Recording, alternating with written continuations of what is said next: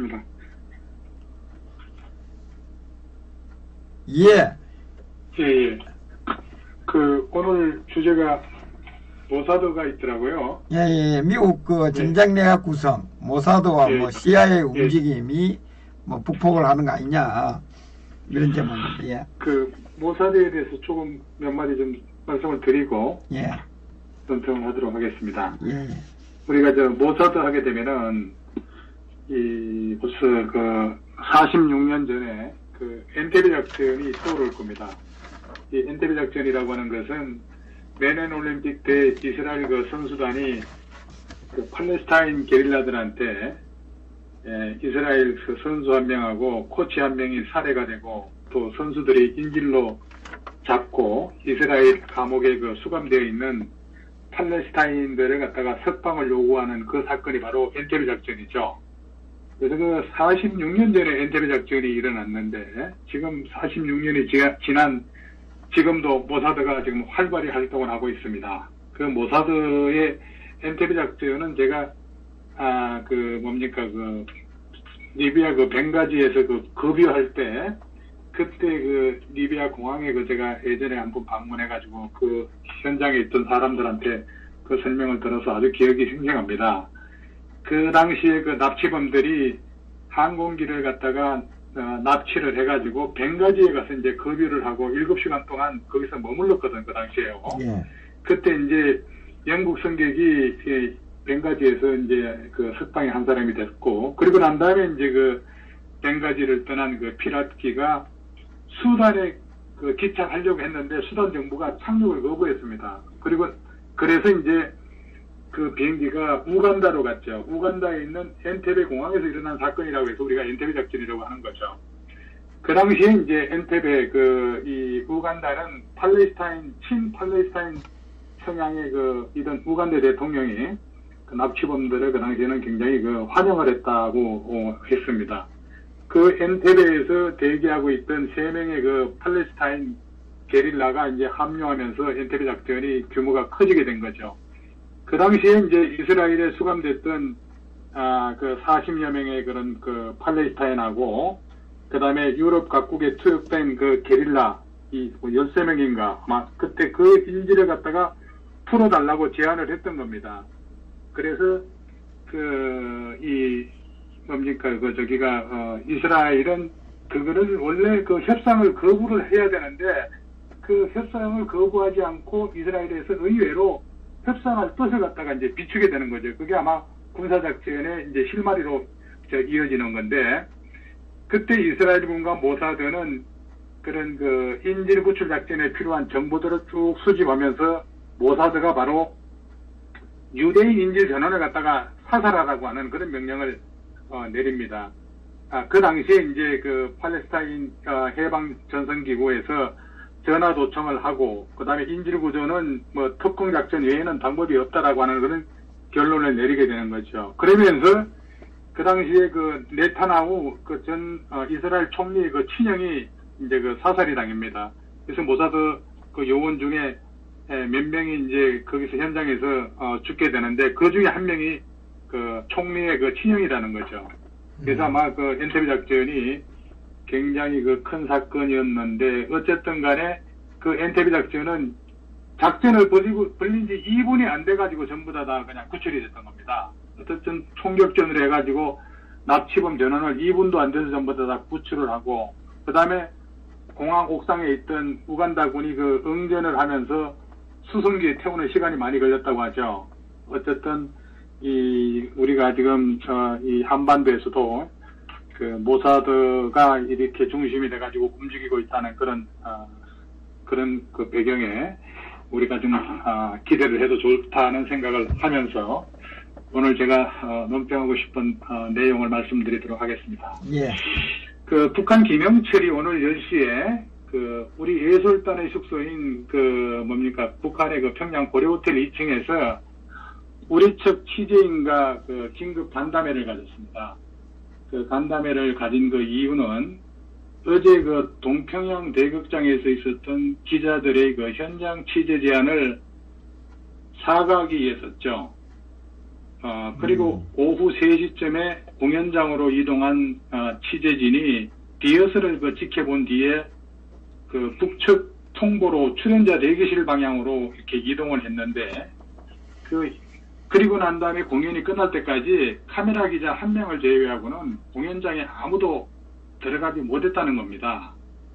그래서 뭡니까, 이 김영철, 이자가 처음 나타나서 한 1000마디가 남측에서 자신한테 천안함 폭침 주범이라는 사람이 저 김영철이라고 하면서 이 말문을 열었다고 해요. 이 김영철은 우리 기자들로부터 전날 취재활동을 제약하고 자유로운 촬영을 하지 못하게 하는 건 잘못된 일이라고 했다는 겁니다. 아주 웃기는 놈이죠.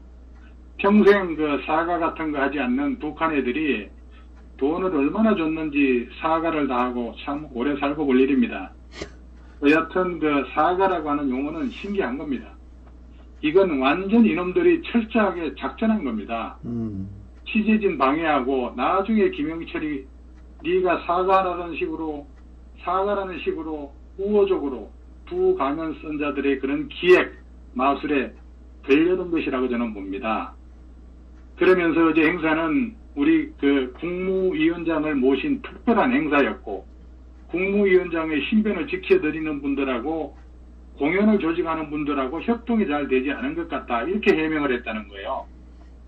이 김영철은 취재를 하지 못한 기자들에게 참으로 섭섭했을 것이다, 10분 이해한다, 이런 말로 우리가 초청한 귀한 손님들인데 다시는 그런 일이 없도록 잘하겠다, 이렇게 했다는 겁니다.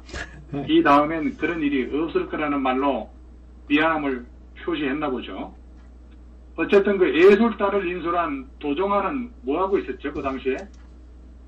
문재인이 중국 국빈 방문 가서 경호원에게 얻어 터지고 도종환은 취재단 출입 제지당할 때 김정은 옆에서 박수만 쳤나요? 천안함 주범 김영철이 사과하고 싶어 했겠습니까? 오늘 아침 조간신문에 실제 공연하는 사진은 없었고 리허설하는 어제의 모습을 게재할 때부터 전 진작 알아봤습니다. 이런 거 하나만 봐도 북계는 믿을 집단이 못 된다는 것을 여실히 보여주고 있습니다. 다 끝난 다음에 사죄하면 뭐합니까? 북계놈들이 다 그렇게 하려고 작정하고 벌린 일인데 앞으로가 더 걱정이 되는 겁니다. 문재인이가 김정은에게 농락할 것 생각하면 기가 찰 것입니다. 그때는 뭐라고 국민들에게 구라질과 생쇼를 할 겁니까? 이미 버스는 지나갔고 다음에 취재할 일도 없기를 바라지만 주사파 정권 하는 꼬라지 보면은 어디를 가든지 나갔다 하면 국격 떨어지는 소리가 끊이질 않고 있습니다. 그런데 우린 맨날 왜 이 모양으로 당합니까? 애시당초 상대하지 않아도 될 중국 놈들과 이 북계 놈들에게 그냥 충실히 미국 이런 동맹국들과 협의해서 도출된 전략을 그대로 시행했었다면 대접은 대접대로 받고 동맹국들에게 불신의 대상, 무역보복 대상이 되지 않았을 거 아닙니까? 정작 일이 생기면 말 한마디 못하고 잘못된 일을 바로 잡았다는 얘기 한번 들어보지 못했는데 뭐하러 매번 혈세 낭비하며 꼴사납게 따라다니냐 이겁니다. 허울 좋은 개살구짓이 왜 필요하냐고요? 이것들이 이제야 철들었는지 아니면 짜고 치는 고스톱인가요? 또 아니면 우두머리들이 끼리끼리 내통한 생쇼인지 믿을 것이 있어야 믿지 않겠습니까? 앞으로 핵폭탄이란 미사일 관계도 이렇게 당하고 말 것입니다. 중국 가서 폭행당하고 평양 가서 천대받고 우리 기레기들 정말 고생 많았죠. 사과는 의미가 없습니다. 원래 안 보여주려고 한 거죠. 행사는 하라고 하고 막을 것은 막아야 하고 이제 쇼 그만하세요. 보는 우리도 그런 꼬라지 보기 힘듭니다. 이런 게 모두 북계의 민낯 아닌가요? 이런 북계를 찬양하는 자들 정말 제정신 차리세요. 대한민국이니까 자유롭게 떠들고 가고 싶은 곳 다니지. 적화돼봐라. 지금 북계 찬양하는 자들이 제일 먼저 온갖 제약에 노예가 되어 숨도 못 쉬고 우는 것도 당국에 허가받고 우는 날이 올 겁니다. 이 주사파 정권은 김영철을 군사기밀지역을 개방해서 통과시키고 일반 승객들 제쳐놓고 특별열차를 배정해서 국빈 대접을 해줬는데 돌아온 답변은 취재기자 발목 꽁꽁 묶어 놓은 것입니다. 이게 남과 북이 서로 대하는 온도 차이의 축약이 아니고 무엇이겠습니까? 이건 나라가 아니라 북한 시다발이 하는 겁니다. 문씨가 모든 것을 용서할 테니 사실대로 말하라고 하면 김영철이 뭐라고 할까요? 대답하겠습니다. 나 그날 남조선 텔레비전 봤습니다. 방송이 호들갑스럽고 재미있더만 증거도 없이 우왕좌왕하는 모습에 내 김정은 동지하고 참 웃었수다래. 귀신이 곡할입니다마는 앞으로 그런 일 없을 겁니다. 아마도 이러지 않았겠습니까? 다음은 그 북핵과 관련한 내용입니다. 예. 트럼프 이거 구체적 북핵 해법은 아직까지 완전하게 공개된 적은 사실 없습니다. 그렇지만 지난 1년 동안 트럼프의 북핵 발언 중 흔들리지 않은 원칙이 있죠. 그것은 과거 정부의 전철은 결코 밟지 않는다는 겁니다. 지난 25년 동안 단계적 협상이란 수위에 넘어가 핵 개발 시간만 벌어졌다는 것이죠. 따라서 이번에는 단호하게 고르디우스 매듭풀기처럼 단칼에 해치우겠다는 겁니다. 겉으로는 비핵화를 외치는 것 같지만 핵 동결을 원하는 중국, 같은 동족을 내세워 몽상가족 평화론을 외치는 한국에 한가하게 보조를 맞추다간 미국의 국익을 잃게 된다는 게 트럼프의 그 속내가 아니겠습니까? 지난달 8일이던가요? 그 트럼프가 김정은의 미국 정상회담 제안을 적석에서 수락한 것엔 이유가 있었던 겁니다. 속전속결로 두 사람 간의 북핵 문제를 해결하려 한 것이죠. 그런데 동맹국 한국의 요청으로 4월 말 남북 정상회담 뒤로 미북 회담이 밀렸던 거죠. 그런 사이 김정은 시진핑 회담이 열린 겁니다. 그야말로 단계적 동시조치라는 데 합의를 했습니다. 그들로 봐서는 손해볼 게 없는 제안인 거죠. 중국까지 가세한 3+1의 양상으로 판이 바뀐 것입니다. 여기에 문재인 씨가 리비아 방식, 소위 핵을 먼저 폐기 후 보상이라는 조건은 사실상 북한에게 적용하기 힘들다고 거들고 나선 겁니다. 리비아 방식을 요구하는 미국에 대놓고 거부를 하고 있는 겁니다. 이런 것으로 흘러가고 있는 데 대한 트럼프의 극에 달한 짜증과 분노는 한미 FTA, 한미 자유무역협정 서명을 북핵협상 타결리로 미룰 수 있다고 선언한 발언에 우리는 주목해야 할 것입니다. 그렇다면 북한, 중국, 한국의 속내는 뭐겠습니까? 호흡을 길게 갖고 가면은 갈수록 북한은 도중에 주한미군 철수뿐만 아니라 주일무군 철수, 한미동맹 재검토, 일어나는 받아들이기 힘든 요구를 계속 제시하고 나설 것이라는 계산이 깔려 있는 겁니다. 트럼프의 속내는 돈이 드는 협상은 결코 하지 않겠다는 것이고, 김정은의 단계적 협상은 결국 보상을 받겠다는 것인데, 여기에 미국의 돈이 투입되는 건 결코 용납할 수 없다는 것이죠. 그래서 북핵의 접점은 찾기가 어려운 것인데, 방법은 북폭 외에 어떤 대안도 없을 것이라고 봅니다. 그리고 마지막으로 양성동 KBS 사장 후보자에 대한 국회 청문회를 보면서 우리 사회 일각의 삐뚤어진 왜곡된 인식에 다시 한번 죄를 차게 만들고 있습니다. 그 양 후보자가 2014년 세월호 사고 당일 노래방에 갔느냐가 논란이 된 거죠.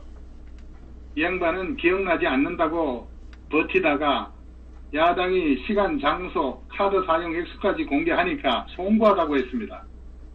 사고 당시 후보자는 KBS 부산총국 편성 제작국장이었어요. 세월호 사고와 직접 관련은 없는 자리죠. 그렇지만 사고 당일 우리 국민 수십 명, 수백만 명이 음주도 하고 노래방도 갔을 겁니다. 그들 모두가 죄인인가요? 모두에게 나름의 일상도 있는 것이죠. 그런데 기억이 없다고 하다가 나중에 카드 결제를 시전하고 머리를 조아리기까지 했습니다. 후보자가 이런 이상한 행동을 한 것은 하나는 후보자를 선택한 이 정권이 세월호를 정치적으로 이용해 큰 덕을 본 사람들이기 때문이죠. 그들을 곤란하게 한 죄가 있을 것이고, 다른 하나는 그 자신이 KBS 사장 후보자 정책 설명회에서 세월호 노란 리본을 달고 나왔어요. 그 세월호 노란 리본을 달고 나와서 적폐청산을 외친 그 거짓, 날조, 위선이 부끄러웠을 겁니다. 명색이 공영방송사 사장이 왜 세월호 노란 리본을 달고 나와 정치쇼를 하는 겁니까? 이게 코미디 아니면 뭐겠습니까? 그는 설명회에서 임원의 법인카드 사용 내역을 KBS 홈페이지 중에서도 가장 잘 보이는 곳에 공개할 것이라고 했는데, 정녕 본인의 카드 사용 내역이 문제가 되자 공개 안 하겠다고 지금 버티고 있는 겁니다. 보통 사람은 이 정도 위선이 드러나면은 스스로 얼굴을 들 수 없어서 그 자리에서 물러납니다. 역대 보수 정권에서는 다 이렇게 하지 않았습니까? 이런 후보자가 천안함 괴담을 그대로 방송한 추적 60분 보도에 대해서는 국민의 알 권리 차원에서 당연히 다뤄야 한다고 특별한 문제가 없다고 했습니다. 최일선에서 나라를 지키다가 적의 공격을 받고 순국한 장병들과 그 유가족들을 2번 죽이고 짓밟은 방송이었습니다. 그 괴담을 합리적이고 과학적이라고 하는 사람이 여행 중에 일어난 해난 사고는 순국선열 기리듯이 합니다. 생각이 바르지 않고 뒤틀린 사람일수록 술세하는 세상이 지금 되어가고 있습니다. 문재인 씨 정말 이런 식으로 사람 뽑습니까? 좌파 진영에 이리도 인물이 없습니까? MBC는 강욱봉 PD수첩 PD 출신 최성호, KBS는 괴담 유포 전문 추적 60분 출신 PD 양성동, 이러려고 그 억지를 부려가며 김장겸 고대영 사장과 이사들을 팔 밑으로 쫓아냈습니까? 앞으로 계속해서 개돼지 같은 국민들이 괴담 전문 공영방송만 봐야 하나요? 정말 짜증납니다. KBS 사장 정말 얼굴에 침 뱉고 욕을 퍼주고 싶은 사람입니다. 언론인의 가장 기본적인 텍스트가 좌로도 우로도 치우치지 않는 사실대로만 생각하고 보도하는 것을 생명처럼 여겨도 부족할 판인데, 자리 욕심에 정권의 글부터 양심까지 팔아먹는 인생이 불쌍하지 않습니까? 세월호 사고 때 장군이 골프를 쳤다고 난리버스 쳤지 않습니까? 북한의 김정일 장례식처럼 모든 음주 가무가 중단된 겁니까? 사실 요즘의 정서에서는 웃기는 일이잖아요. 그런데 감히 어느 놈 하나 입 바른 소리를 못했지 않습니까? 그 운동권 떼거리들이 무서웠던 거죠. 저 위인도 노래방을 가서 놀았지만 김일성 배지처럼 세월호 리본을 달고 다니는 겁니다.